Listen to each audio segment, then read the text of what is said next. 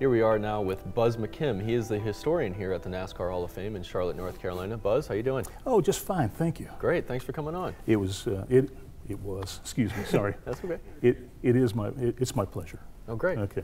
Perfect. So, Buz, tell me, you've been in the NASCAR industry a long time, but let's take it way back. Your very first memory of the Daytona 500. Oh, golly. Well, we moved to Daytona Beach from Hollywood, Florida on February 1st of 1965, which just happened to be the opening day of Speed Week. So, oh man, the first thing we had to do was go to the racetrack. So my first Daytona 500 was 1965 Daytona 500, and of course we did the ARCA race and the qualifiers and everything. You know, here I was only in school about a week and I was already skipping to go to the racetrack. You know. But yeah, that first Daytona 500 was amazing.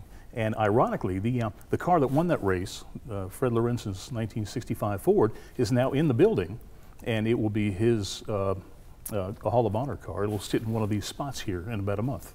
Wow. So is that car that really holds special to you? Mm. Oh yeah, definitely. Well, he was larger than life when we were kids. Lorenzen was just amazing. There was something special about him. There was a class that he brought to the sport. And he looked like a movie star, and he had cool shoes, and you know that iconic white number 28. It was just great. There were, you know, it's funny how there's some people that just cause electricity to flash when they get on the racetrack. Probably Petty. Today maybe Kyle Busch. Definitely Dale Earnhardt.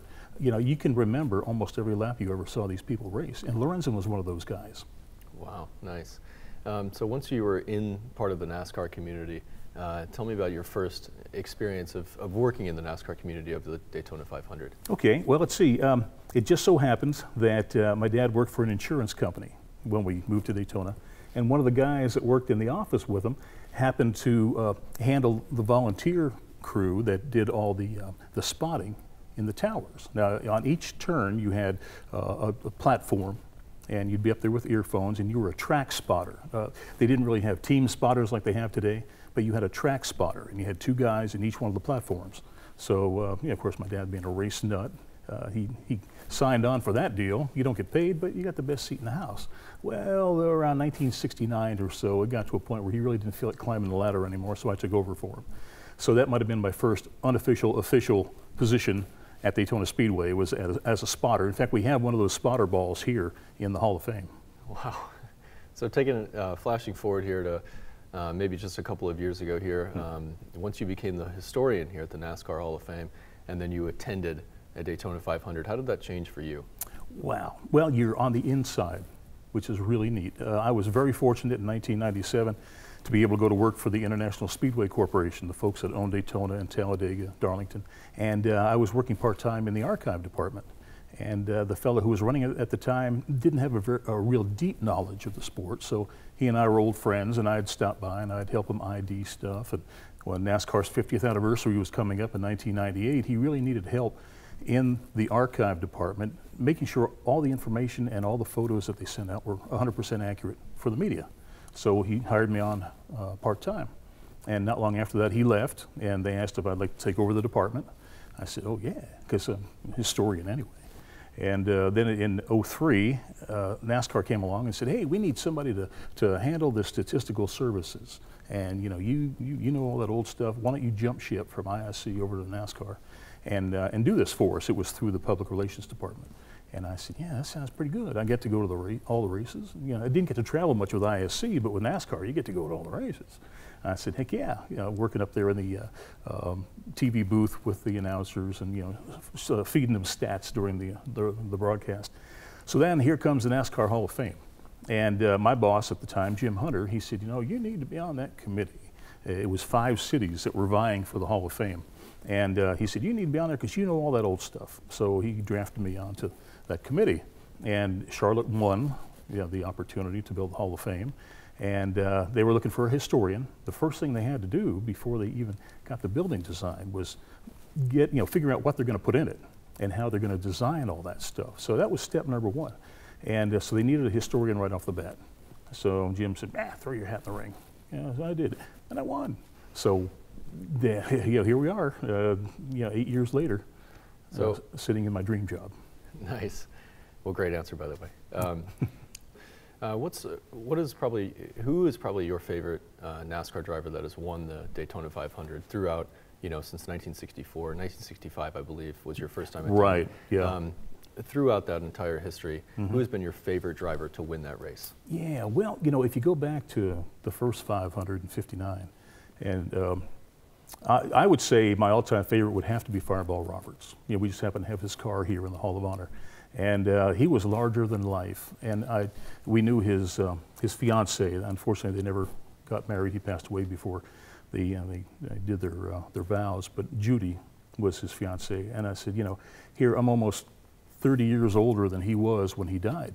And every time I see a picture of him, I feel like I'm 14 years old. He was just larger than life. And he was gone by the time we came to Daytona. I was real little, and we saw him race a few times up north, but I don't really remember it. But there was just a mystique about him. And anything related to him, to me, is just, iconic. So who's a driver that you've met recently, maybe since the opening of the NASCAR Hall of Fame here, that has won a previous Daytona 500 that you vividly remember? Oh, golly, probably David Pearson. Pearson's one of our inductees, and I don't mean for this to be self-serving, but it's really my favorite story. I used to do freelance artwork for the Daytona Speedway years ago, back in the 1970s, and they had a sister company called Motorsports Marketing, and they handled the racing program for several corporations, like the Permatex Company, Purelator Oil Filters, a lot of those companies that were involved in the sport, but they didn't want to do their own thing. They hired Motorsports Marketing to do all their promotion. So in 1974, the Wood brothers were coming out with a new body style, and David Pearson had been tearing up the track for years with the Wood brothers with the old Mercury Cyclone. And so Purelator was coming out with a new logo, and they wanted a new paint job, so it was my job to come up with a new color scheme. And I came up with something really kind of cool, but the Woods were very, very traditional, and they didn't want to rock the boat. Everything was working out great. We don't want to change anything. So I had to kind of walk the line between Purelator and the Woods to come up with a paint scheme that everybody would like. So we did some minor changes, but it made the car a little bit more significant looking and all that sort of thing. Crazy paint jobs were not popular back in the day. Everything was pretty standard. So anyway, we came up with this nice paint job, and they continued to run that paint scheme for a number of years. And so I had moved out to San Francisco, and it was during Speed Week of 1976, and our furniture hadn't gotten there yet. So my wife and I went down to the mall, and we're sitting in Sears watching the race on TV. This is back when they only did the last third of the race. So they're showing it on ABC, and Petty and Pearson are giving it one of these. And on the last lap, Pearson and Petty get hung up, smashed up. Petty spins out into the infield and stalls.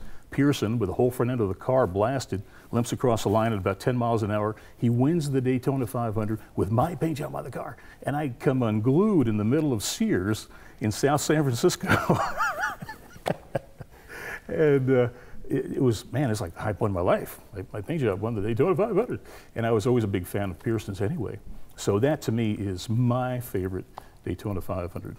Wow, and you met Pearson years later, right? Yeah, we've actually become pretty good friends. Oh, well, that's nice. Yeah, I'm sure you told him that story and he loved it. Oh, he thought that was pretty cool. Nice. Yeah. Well, Buzz, thank you so much. It was my pleasure, thank you. Yeah, Buz McKim, the historian here at the NASCAR Hall of Fame. And by the way, stop by if you're ever in the Charlotte area. It's a really beautiful facility here, so come on by. Hi, I'm Buz McKim, historian for the NASCAR Hall of Fame here in Charlotte, North Carolina. You've heard my favorite Daytona 500 story. Now we want to know your favorite Daytona 500 story at #MyFirst500.